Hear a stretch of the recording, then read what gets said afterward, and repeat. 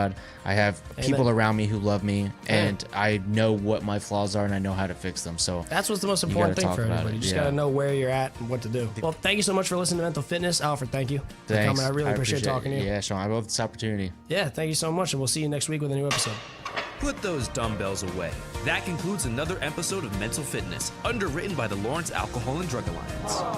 If you want another training session, go to 1077thebronx.com/mentalfitness to listen to our previous episodes and continue to train your brain. Now let's get back to something else that can help your mental health. Listening to the biggest hits and the best variety on 1077 The Bronx. 1077 The Bronx, 1077thebronx.com, winner of 3 2026 Intercollegiate Broadcasting System Media Awards, Best On-Air Pledge Drive for our first ever radiothon, Best Giveaway for Wake Up Riders Morning Bagel Run and Jewelry Spree, and Best Station Poster by Jake Goebel for Scream Screen. This is your journey across the sports world, and my name is Joshua Uhas. Now, we took the break off for spring break, but we are back, and a lot has happened in terms of just everything in sports, but particularly with the tournaments like March Madness and as well as the World Baseball Classic.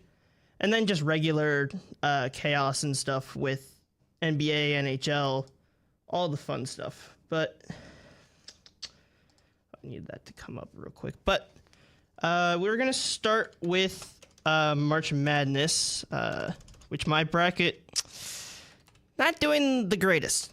I will be completely honest. I've not done well.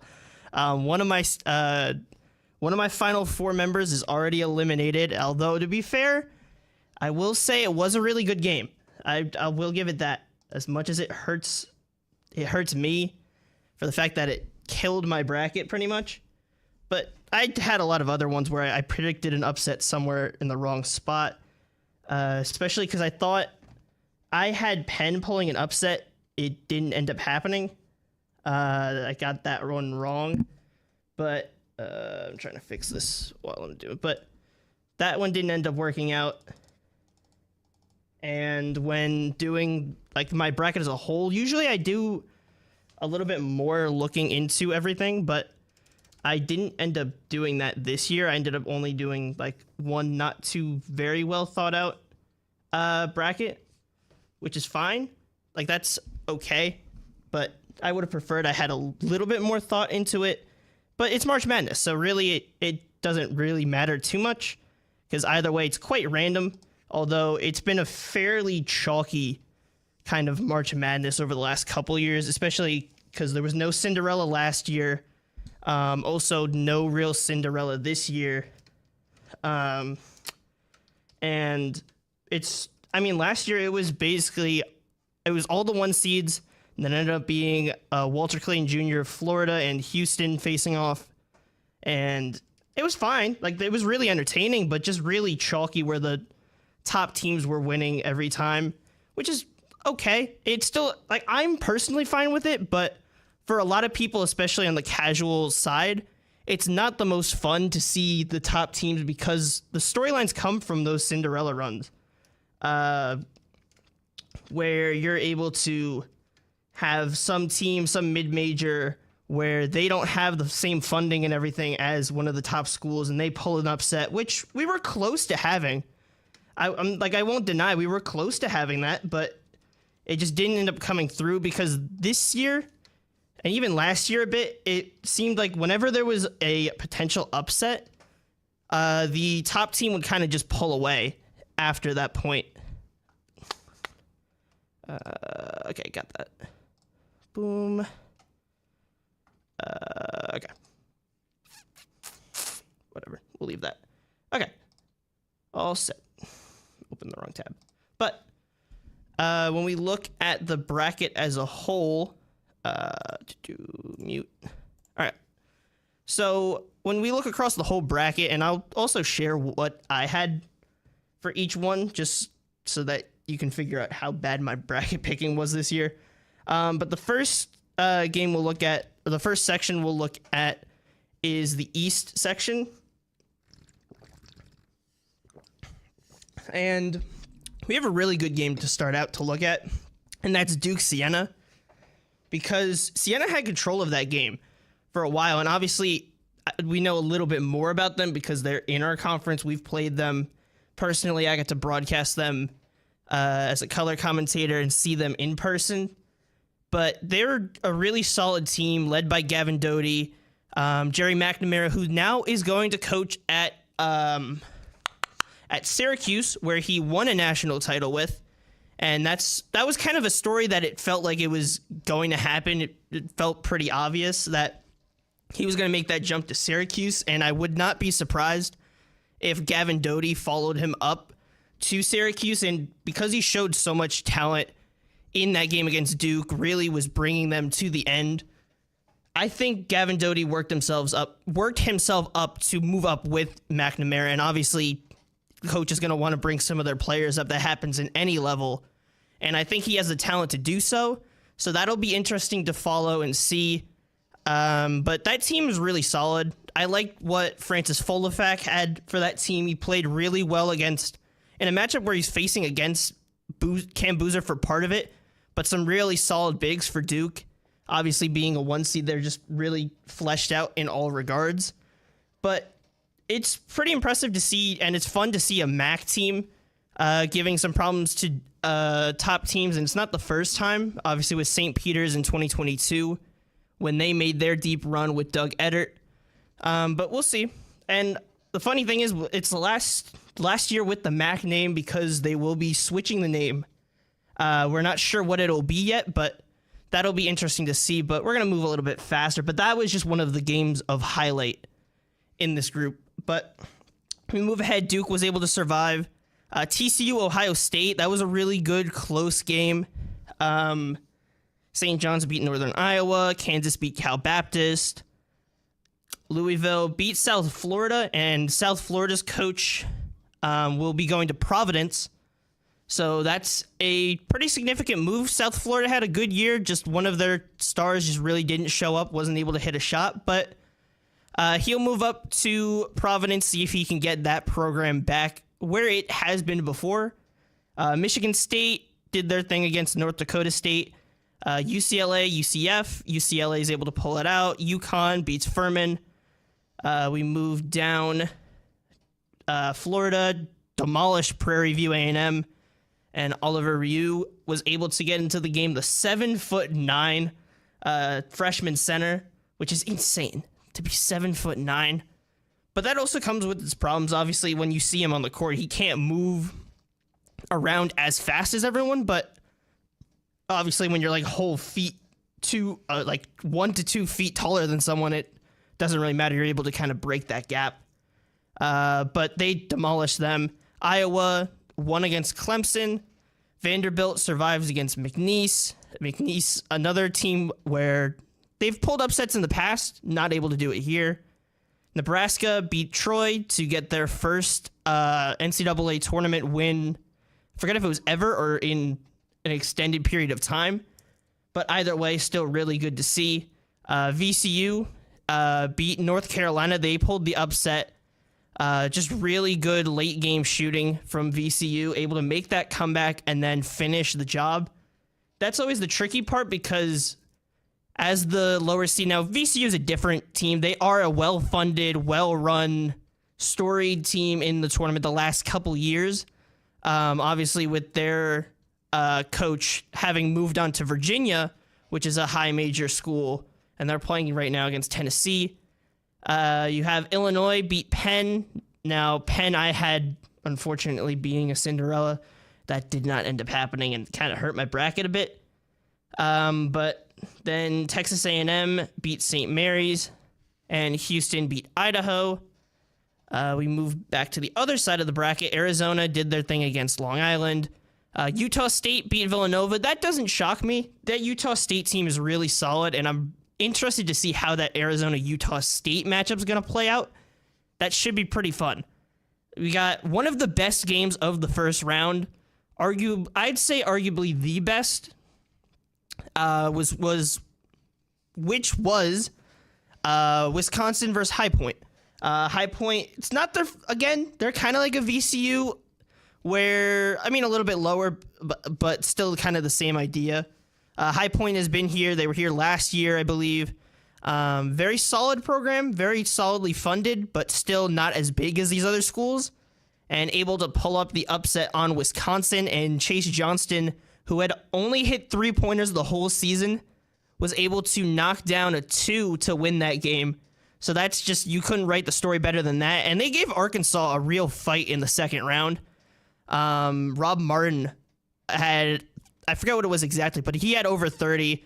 But Acuff was able to do whatever he wanted. It was really a fun game to watch, though, because it was just Martin and Acuff both going back and forth. Neither could guard each other, and they were just so fast to get to the basket. But Acuff, just really experienced and going to be a top draft pick. Just a really good showing from him. But we move back to the first round. It was Texas who won their first 4 matchup, and then were able to beat Debansa and BYU. And then they were able to beat Gonzaga, so they will have a matchup with Purdue in the Sweet 16. Purdue today beat Miami. In the second round, they beat Queens in the first round. Really wasn't anywhere close. Michigan beat Howard. That one's not too surprising. St. Louis, technically their lower seed, technically an upset, but not really, because it's an 8-9 matchup. But St. Louis really took control of that game, and they were fighting with Michigan for a while in the second round matchup that they had, but in the last, probably 5 minutes, Michigan pulled away. But it was a really good job from St. Louis. They did pretty much everything that they could. Just this Michigan team was just completely a level above them, which is no slight to St. Louis. Just really good teams on both sides, but Michigan comes out on top. Texas Tech beat Akron. Alabama beat Hofstra. Tennessee beat Miami of Ohio pretty badly. Unfortunately, for the big story that was across the season was Miami of Ohio being undefeated for a good chunk of the season. For the whole season until right at the end in the tournament, they fall short. They did get into that first 4 as mentioned, and just fell short against Tennessee. Tennessee was able to lock them down. They weren't able to set up the 3-pointers they wanted to. You had Virginia and Wright State. Wright State had played close for a good chunk of this game, but Virginia able to take control, take a 9-point win. Kentucky Santa Clara, that's the other game where I'd argue it might have been the best of the first round. I'd argue between those two, between the High Point Wisconsin and the Kentucky Santa Clara. I would say the Santa Clara Kentucky game just because of how regulation ended. So Santa Clara sets up, I believe they hit the 3-pointer with about 9 seconds remaining, I believe, from about I think it was the right wing. I think it was a right wing 3. I could be wrong, but it was a 3-pointer. Santa Clara knocked it down, and Kentucky was forced to take a heave, but Santa Clara's head coach was trying to call a timeout, was not granted it, but he had been running up the court trying to call timeout.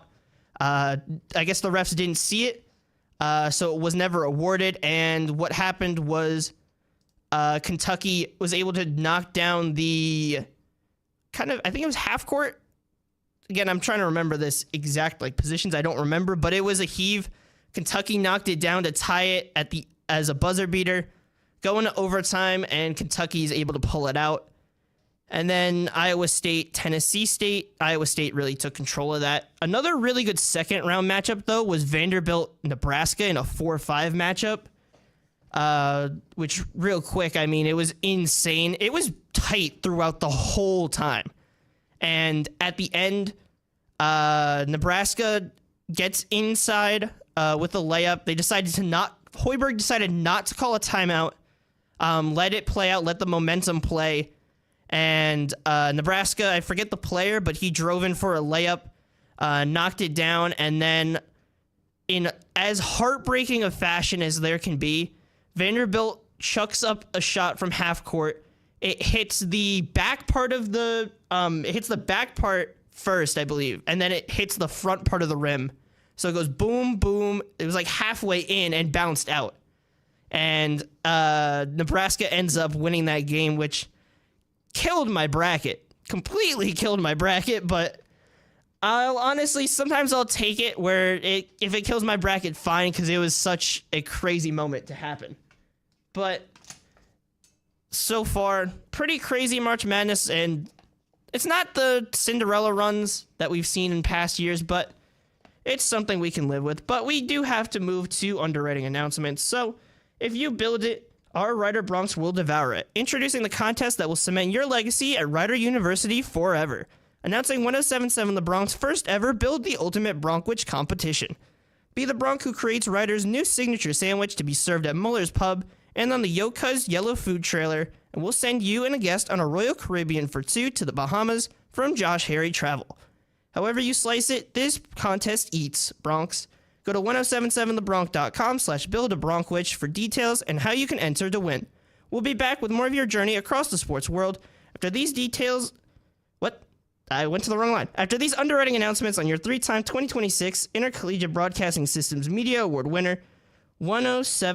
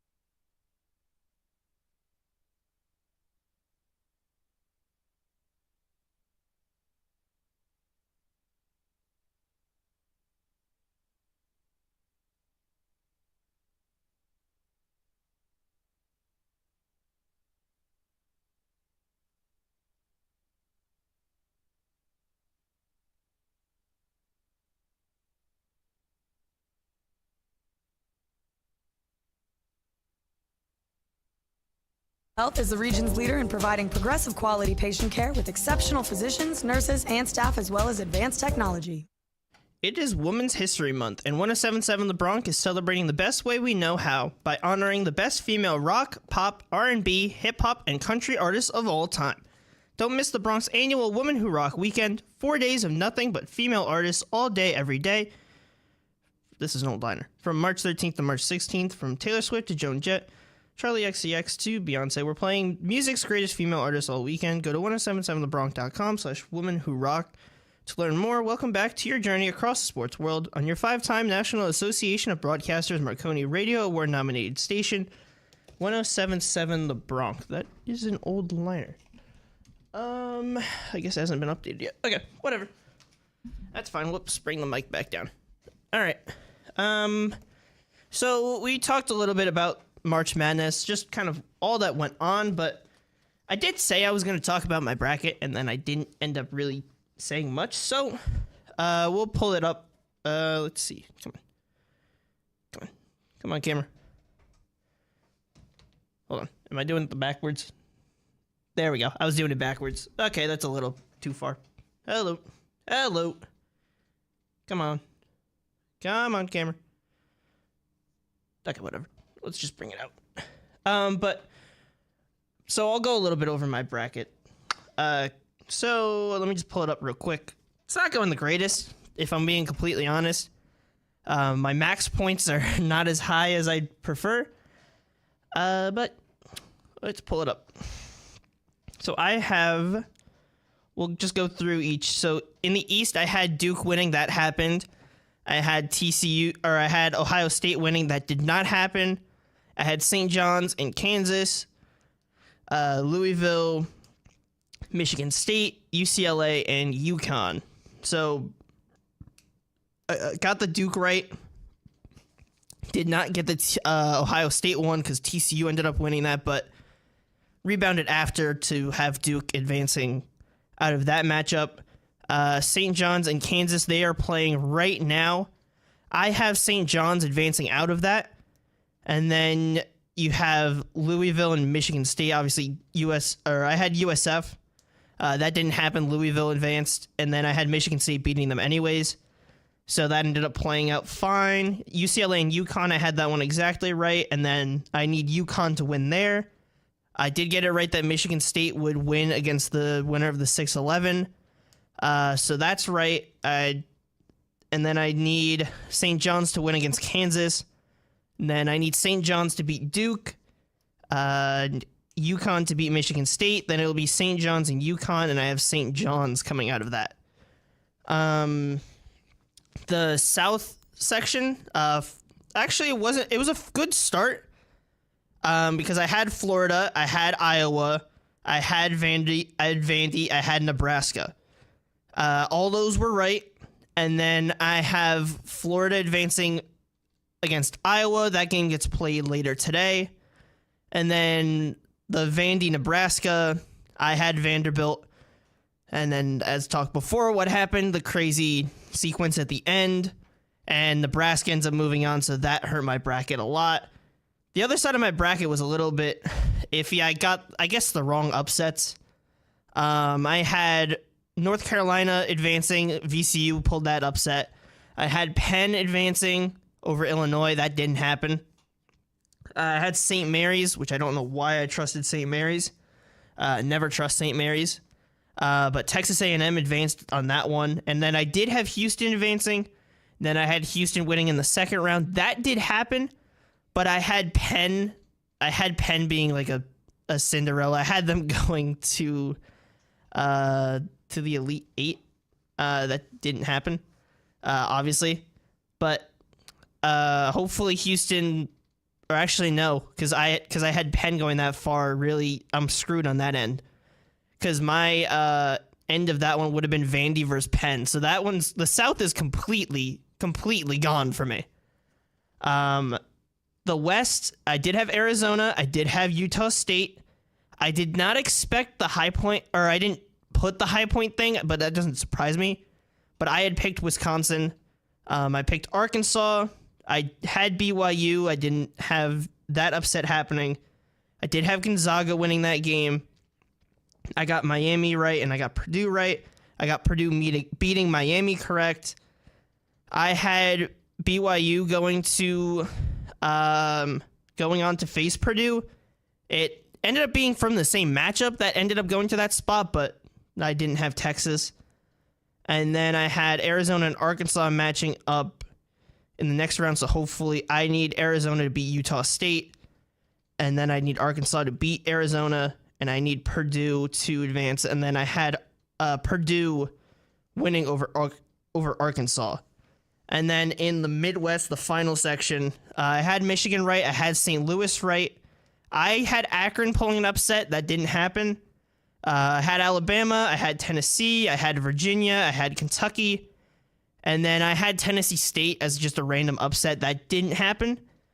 And that kind of hurts because as the farther Iowa State goes, the worse that's going to get for me. Then I had Michigan winning over St. Louis. I had Alabama advancing, which that game gets played tonight.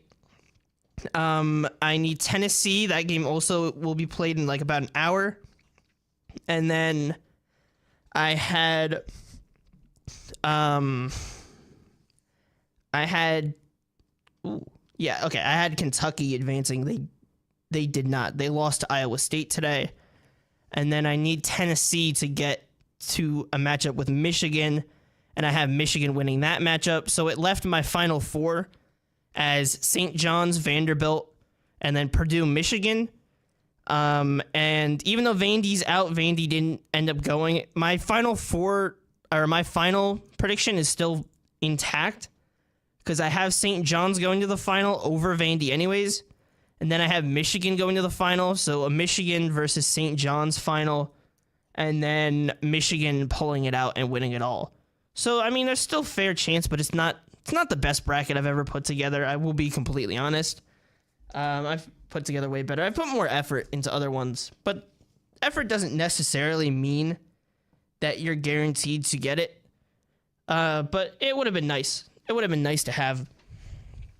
But we will move on. We'll talk some of the World Baseball Classic, where its future might be, or what really happened in the tournament, because in the week, because that was when the final happened, so we didn't really get a chance to talk about it.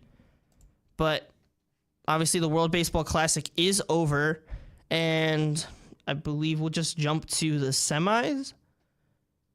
No, we'll start in the quarterfinals, talk about it real quick. But in the quarterfinals, U.S. held off against Canada. They won 5-3. Dominican Republic destroyed Korea. Hyunjin Ryu versus Christopher Sanchez, and Christopher Sanchez did way better in this outing than his last. Was really able to help them out. So it ended up setting up a U.S. versus the Dominican Republic. On the other side of the bracket, Venezuela. There was so many extra base hits in that game. They were able to pull out the upset win over the defending champions in Japan, able to steal that one and go take an 8-5 win, as well as Italy was able to take down Puerto Rico. They won that game 8-6. So that set up Venezuela versus Italy. And then the U.S. versus Dominican Republic, that game was really, really tight. Obviously, it was expected. It was really a stressful outing for Paul Skeens. Obviously, facing a stacked lineup. I mean, when you just go down this order, it's insane that he held it to one run. Because you have Fernando Tatis, Ketel Marte, Juan Soto, Vlad Jr., Manny Machado, Junior Caminero, Julio Rodriguez. You got Austin Wells in there. You have Oneil Cruz off the bench. You have Geraldo Perdomo. This was probably the most stacked matchup you could have. I mean, Tatis, perennial All-Star. Ketel Marte, MVP candidate.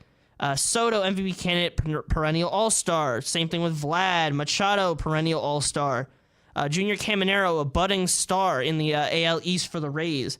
You have Julio, who's been an All-Star, been a home run derby champ. Really storied already. You have Austin Wells. He's kind of there. Oneil Cruz hits the ball harder than you may see anyone ever hit a ball. And Geraldo Perdomo, also an MVP candidate. And you look on the U.S. side, same thing. Bobby Witt Jr., all MVP runner-up just a year or two ago. Bryce Harper, as we all know, all-star, although on the more back half, but still an all-star level player when needed. Judge, obviously MVP level. Schwarber, MVP caliber. Gunnar Henderson, all-star in the AL East. Will Smith, really solid catcher. There's also Cal Raleigh, but he was not having a good tournament, so he didn't play. Roman Anthony, budding star. Really had a good tournament. Really did. Buxton just never got a hit in the tournament. Bryce Terang, Platinum Glover, just really good. Pete Crow Armstrong had a really strong first half, cold second half. He was on and off even in the tournament as well. And then you look on the pitching side, Severino looked like prime Severino in this game. Like, his stuff was moving really well. His velo was up, I think, like 2 or 3 miles an hour from what he usually pitches. And when he goes back to the A's, it'll probably drop back down. But that was really incredible. That was until the U.S. were able to get him out of the game. But it was a scary game because Skeens, as solid as he was, he made a big mistake to Junior Caminero. Really gave Caminero the exact pitch he was looking for, and Caminero gave the DR the lead. But Skeens was able to settle down. Wasn't high in strikeouts because it's so hard to go through that whole lineup and get strikeouts, get outs. Went 4 and a third. Tyler Rogers, a crucial double play. When he came in, was able to limit the damage. But they gave up 1 run in that second, but otherwise he was rock solid. Griffin Jacks ending scoreless. Bednar got into a little bit of a jam, worked himself out of it. Garrett Whitlock really solid up to that point. And then Mason Miller, despite his slider not being in his control as much as you would prefer, really just was struggling with it. Was able to get the call on the end. I agree, it was a ball. It was a ball, but you just have to move on. But still, really good job from Mason Miller across this tournament. And the U.S. was able to pull out a 2-1 win because Gunnar Henderson and Roman Anthony each homered in the fourth. And the U.S., as mentioned, able to hold on and take that win. So the U.S. advanced once again to the World Baseball Classic final, but just trying to grab that win. And then on the other side, Venezuela and Italy. Italy had been like the hot team. They beat the U.S. They had a lot of base runners in this game, but with bases loaded multiple times, they were just really unable to break through and control the game. They had a 2-1 lead for a good chunk, but there were so many chances that Italy had to run away with this game. They had plenty of chances to take it. They didn't. And in the 7th, Venezuela just did not relent. A couple of singles from Acuna that got one back. This was after Eugenio Suarez had scored the first with a homer. And Michael Garcia, who would eventually be the World Baseball Classic MVP, made it 3-2, and then Arias added one more. Italy was not able to muster anything after that point. Fell really flat, especially because they were just unable to take advantage of their opportunities. And then finally, we moved to the final. That game was kind of depressing, to be honest, for a good chunk of it, because the U.S. just could not hit. They had 3 hits in the entire game. It's just bad. Judge had a really bad final, 0 for 4, 3 Ks, and unfortunately, that's a thing, and especially as a Yankees fan, I've seen it a lot. There's something about him where he's just not able. Maybe he's overthinking it. Maybe he's not. I feel like it has to be something off mentally in those situations where he's overthinking it, because it seems like, now granted, he had a really good postseason last postseason where they ended up falling short to the Blue Jays, but he was really good in that postseason. But across his career, when put into these big games, the spotlight's directly on him. He needs to come through. More times than not, he doesn't come through. That doesn't mean he doesn't have clutch moments. He has a fair share of them, but on average, he's not the most clutch player, which it hurts so much to see. It's almost like how Kershaw used to be, where his regular seasons were incredible, and then it comes to the postseason and it's just not the same. Or even if you look at like a James Harden, just the fact that they'll get into the situations where they'll be in the competition, but they'll always end up falling short. But that's just something with Judge. He's not going to be able to escape for a while, and especially if he's going to compete in the Olympics in 2028, and then compete in the next World Baseball Classic if he does end up doing that as well.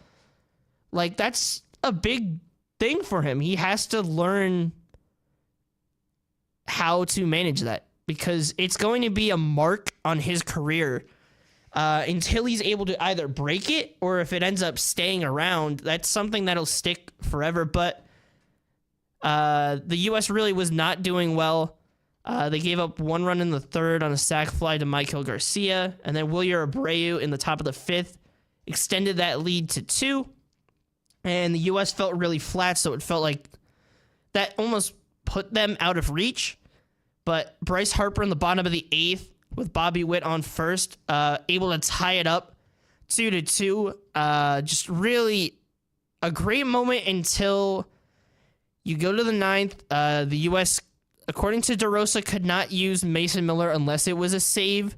It was not that case, so they ended up going to Garrett Whitlock, who, granted, had been having a really good tournament, just didn't end up working. Eugenio Suarez gets the RBI double in the top of the 9th.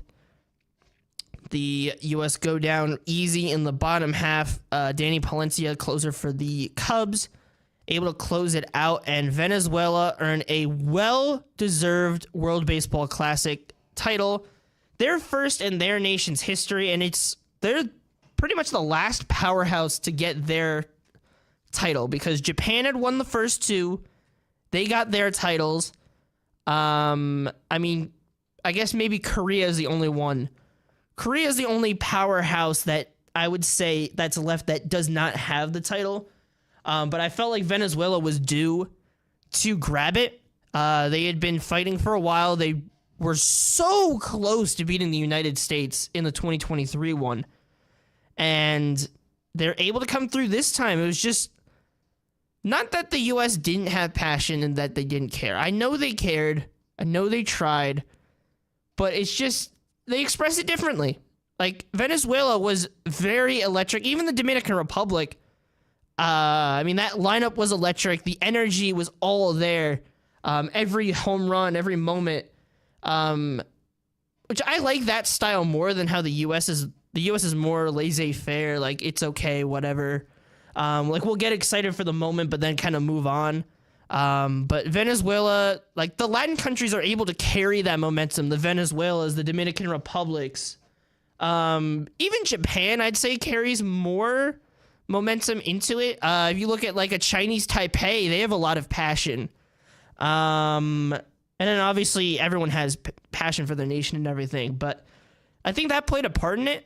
But Venezuela, regardless of that, just a really good squad. I mean, led by Ronald Acuna Jr.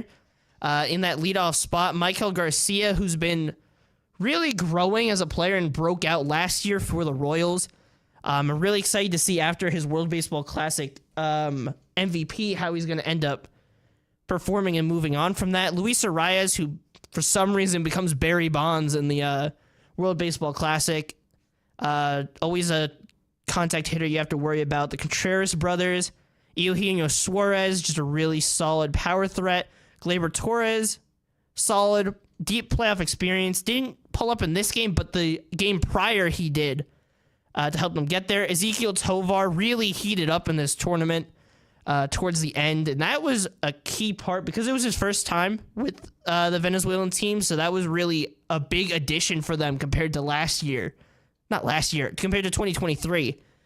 Then you had Wilyer Abreu, which the thing that scares me as a Yankees fan, these Red Sox outfielders had, like, I think 10 home runs in the World Baseball Classic. That scares me a lot. The World Baseball Classic was really good for the Red Sox players. Salvi Perez, I'm really happy to see that he's able to get this. Long-time Venezuelan catcher for the Royals, just one of the most storied players, still hitting homers, still providing solid defense behind the plate, and it was just great to see that he's able to finally pull out a title here. I mean, obviously there was the 2015 World Series, but it's just great to see these storied guys able to pull out. And then Jackson Churio as well, young face. Didn't have the greatest game, but a really good job. And Eduardo Rodriguez was like insane in this game. He was putting it the whole Venezuelan team. The pitching was just stellar. They were putting pitches exactly where they wanted it. Eduardo Rodriguez went 4 1/3 of scoreless. Edward Bizarro. Edward. Is it Edward or Eduardo? Hold on. Edward Bizarro. He was really good. Jose Butzo was good. Angel Zerpa was good. Andres Machado was not his greatest, but that was still fine. And then Danny Palencia, closer for the Cubs, as mentioned, really good. But that is a rundown of the World Baseball Classic. Venezuela pulls out their first title, and there's been a different champion in the last 4 years, or in the last 4 installments. So hopefully the next one is good. Hopefully the Olympics in 2028 are good. But we do have to go to underwriting once again. So mark your 1077 The Bronx has very exciting news. Our new video stream is officially live. Now you can listen to The Bronx on air, online, and on app. Now watch your favorite student shows live on The Bronx YouTube channel and Facebook at 1077 The Bronx, including Rider Ranks, O-Dog Garden Salad, A Random After Party, Beyond the Score, and now Wake Up Rider. Keep it tuned to The Bronx to listen to and now watch your favorite student shows. Yeah, we're going to be back with more of your journey across the sports world after these underwriting announcements. While you're waiting, follow The Bronx on Instagram at 1077 The Bronx and on TikTok.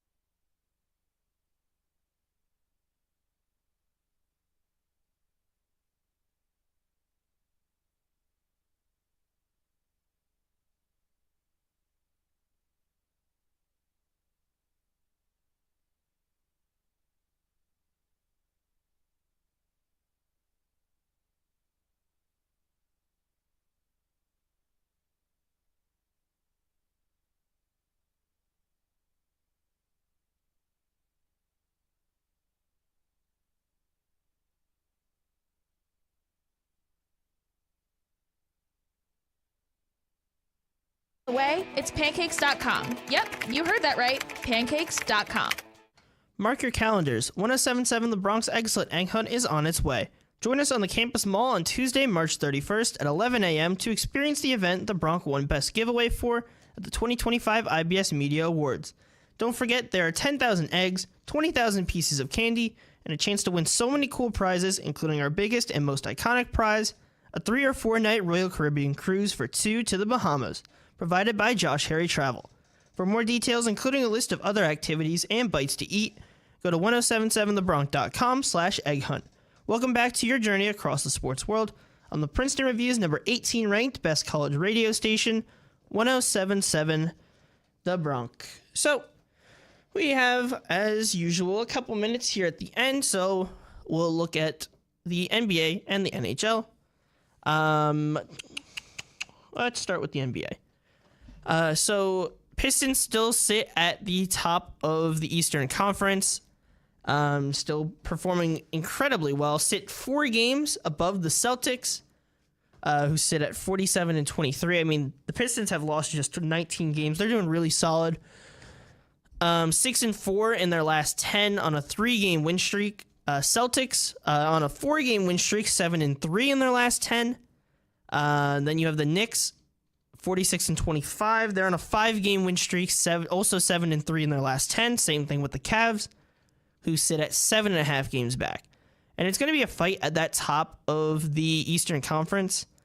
More so between the 2 through 4, I would say, which is similar to last year. There was a fight till the end for those positions. Seems like it could be the same situation, depending on what teams get hot, what teams get cold. We'll have to see. I'd probably assume that the Celtics will stay around, and then it'll be a kind of more of a fight between the Knicks and the Cavs, which I'd be curious to see how that ends up rolling out. You go down a little bit. The Raptors, Hawks, 76ers, all in that 39 win section. The Magic at 38, the Heat, the Hornets, really just battling out for play-in positions and playoff spots. So a lot can change in the seeding there. With how close it is. I mean, Raptors are 11.5 games back. Then you look at the Hornets are 14.5 games back. So it's about 3 games from that top section to the bottom section where really anything could happen. The Hawks, the Heat, the Hawks and the Heat always in that play-in section. Bulls ended up falling out of that race very badly, actually. And then the Bucks have just stayed a pretty distant way behind it. But at minimum, already the Pistons have clinched a playoff spot, and the Celtics, Knicks, and Cavs have at least clinched a play-in spot. They will, I guarantee it, clinch a playoff spot. We move to the Western Conference. Thunder still on top, 3 games over the Spurs. The Thunder have already clinched their division. Spurs have clinched a playoff spot. And then as for clinching play-ins, you have the Lakers, Rockets, Nuggets, Timberwolves, and Suns. Then you have the Clippers, Trailblazers, and Warriors in those other 3 positions, sitting a fair amount of games above the Pelicans. Seems like they'll all clinch a play-in spot. I would expect the Lakers and Rockets to soon get their playoff spots clinched, almost around the same, or at least clinch play-in, or they're already playing. But I'd expect they get playoff clinching pretty soon. Then we move to the NHL. The Sabres have been incredible.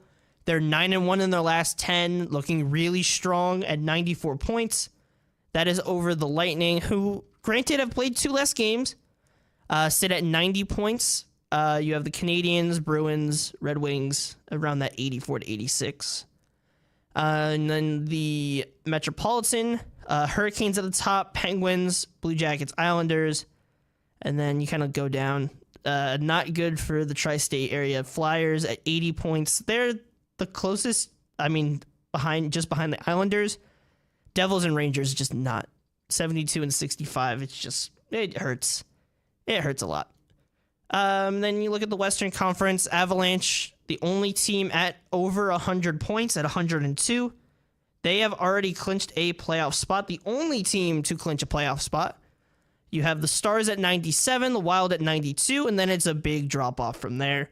The Ducks sit at the top of the Pacific with 80 points, which is below any of the top 3 in the Central. Oilers right behind them, and Golden Knights behind them. So that's all we have here for today. But thank you for listening to your journey across the sports world. We'll be back next Sunday at 5 p.m. Stay tuned for more of the biggest hits and best variety on the Princeton Reviews number 18.